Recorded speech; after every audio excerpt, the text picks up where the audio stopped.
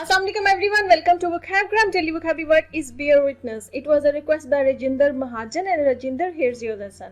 Bear witness is a phrase और ये एक formal phrase है and it means to testify. जिसको हम उर्दू या हिंदी में कहते हैं गवाही देना. आपने अक्सर ये कोट वगैरह में सुना होगा, आई बेयर विटनेस और शी बेयर विटनेस. ज़्यादातर होता है कि आई बेयर विटनेस.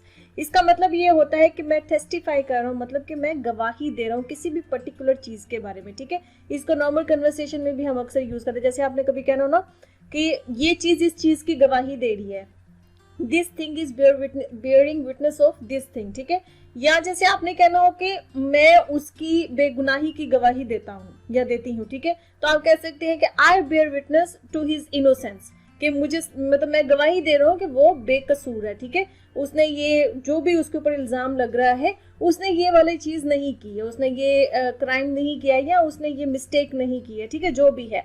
समटाइम्स होता है ना, कोई किसी खातून के ऊपर कोई इल्ज़ाम लग रहा है तो उसके बारे में भी लोग कह देते हैं कि I bear witness to her good character, कि मैं उसकी जो है ना वो अच्छे किरदार की जो है वो गवाही दे रहा हूँ या दे रही हूँ, कि मुझे मालूम है कि ऐसा उसने कुछ नहीं किया है. ठीक है, इसी तरह से जैसे आपने ये कहना हो कि तुम्हारा जो चेहरा है ना वो तुम्हारे उदास होने की गवाही दे रहा होता है ना. कोई कई चेहरे पे कई जा रहे होते हैं, नहीं मैं ठीक हूँ, मैं खुश हूँ, आपको उसके चेहरे पे लग रहा होता है, चेहरे से लग रहा होता है कि नहीं ये उदास है. ठीक है, तो आप कह सकते हैं कि your face is bearing witness to your sadness. ठीक है, कि तुम्हारा जो चेहरा है वो तुम्हारी सैड होने की, तुम्हारी सैडनेस की गवाही दे रहा है, तुम्हारी उदासी की गवाही दे रहा है, या तुम्हारी परेशानी की गवाही दे रहा है कि your face is bearing witness to your worry, कि तुम जो हो ना परेशान हो, तुम्हारी जो परेशानी है उसकी गवाही तुम्हारा जो चेहरा है वो दे रहा है. ठीक है, इसी तरह से जैसे किसी की हरकतें आपको ऐसी लग रही हो ना कि ये शख्स बेचैन है, कोई हो रहा है ना कि कोई बड़ा तेज तेज चल रहा है, आगे पीछे चल रहा है, बड़ा बेचैन सा है, होता है ना, बॉडी लैंग्वेज बता रही होती है. ठीक है,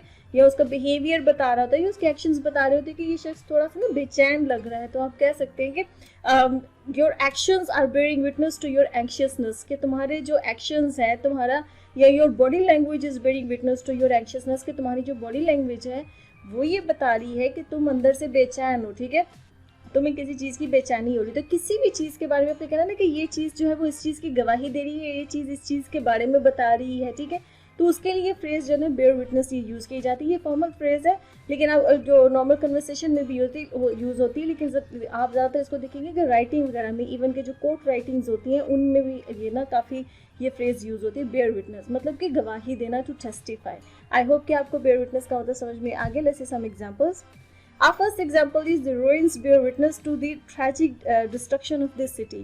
Ruins होते हैं ना, जो वो मलबा जिसको कह सकते हैं हम, जो डिस्ट्रक्शन के बाद बिल्डिंग्स वगैरह गिर चुकी होती हैं. ठीक है, तो उसके बारे में कहा जा रहा है कि इस सिटी की जो इतनी ट्रैजिक डिस्ट्रक्शन हुई, जो रुइंस है ना ये बता रही है, मलबा बता रहा है कि कितनी ट्रैजिक किस्म की इस सिटी की डिस्ट्रक्शन हुई है. ठीक है, तबाही हुई है जिसको कहते हैं उर्दू में.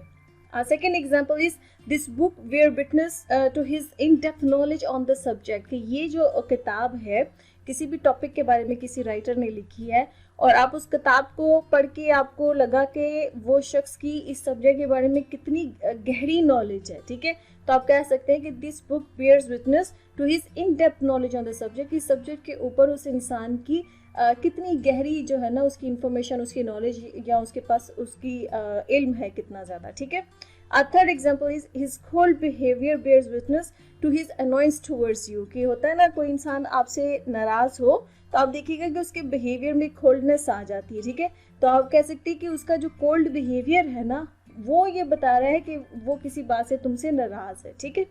Okay friends, the lesson has come to the end. I hope this lesson was useful for you. If you like this lesson, kindly subscribe to my channel, share this video. I'll see you next lesson. Allah Hafiz.